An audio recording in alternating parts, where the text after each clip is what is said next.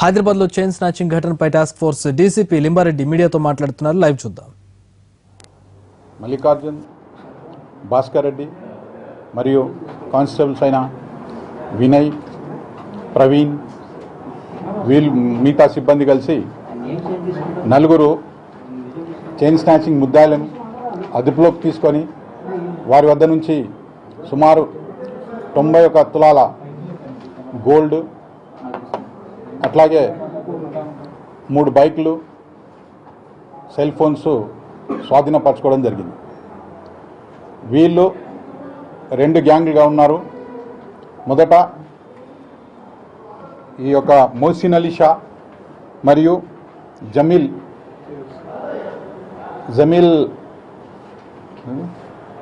జమీల్ హుస్సేన్, వీళ్ళిద్దరు కలిసి సుమారు 18 చైన్ స్నాచింగ్స్, అట్లాగే 1 బైక్ రిసీవర్ దాంట్లో ముద్దాయి.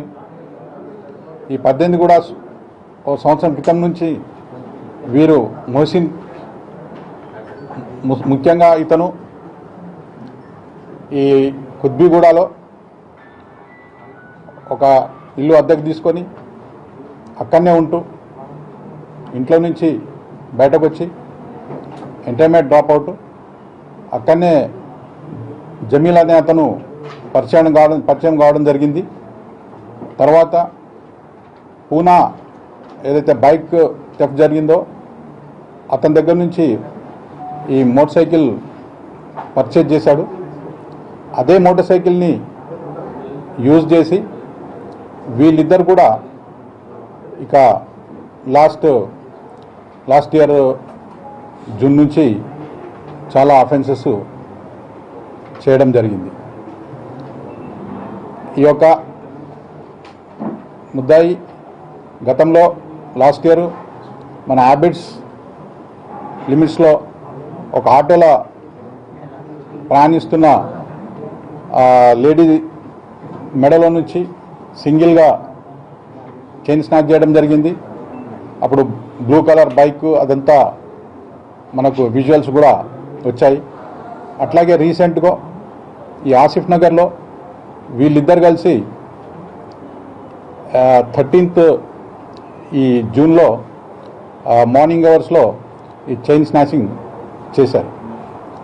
వీళ్ళంతా ఇద్దరు జల్సాలకు అలవాటు పడి ఈ యొక్క ఏదైతే మోటార్ సైకిల్ ఉందో మోటార్ సైకిల్ని కాచిగూడ ఏరియాలో వాళ్ళు ఉండే దగ్గర ఒక హాస్పిటల్లో పార్క్ చేసి ఓన్లీ ఈ అఫెన్సెస్ కొరకే దాన్ని వాడుకొని మిగతా టైంలో వాళ్ళకున్న హోండా యాక్టివాని వాడేవారు.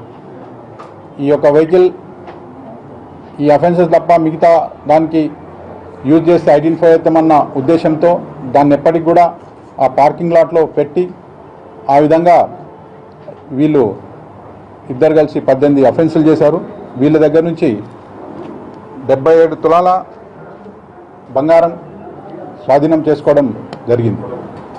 అట్లాగే మరి ఒక బ్యాచ్ ఈ యొక్క ఫరీదుద్దీన్ ఖాద్రీ మరియు ముస్తాఫా. ఈ ఫరీదుద్దీన్ ఖాద్రీ ఇదివరకు 2014-15లో కూడా 13-14-15లో కూడా రాబరీ అండ్ డకాటీ కేసులో ఇన్వాల్వ్ అయినాడు. లాస్ట్ ఇయర్ హుమాయూన్ నగర్లో చైన్ స్నాచింగ్ కేసు దాంట్లో పట్టుబడ్డ తర్వాత రిమాండ్ చేయబడ్డాడు. తర్వాత కూడా పీడీ యాక్ట్ ఈయన పైన ఇనిషియేటివ్ చేయడం జరిగింది సిపి గారు. దాంతో ఒక 1 year వరకు జైల్లోనే ఉన్నాడు. రీసెంట్గా ఈ ఇయర్ మార్చ్లో రిలీజ్ అయిండు పీడీ యాక్ట్ నుంచి. అయిన తర్వాత ముస్తాఫా అనే అతన్ని స్నేహితునిగా మార్చుకొని వీళ్ళిద్దరు కలిసి రీసెంట్గా ఒకటి పంజాగుట్టలో చైన్ స్నాచింగ్ చేయడం జరిగింది.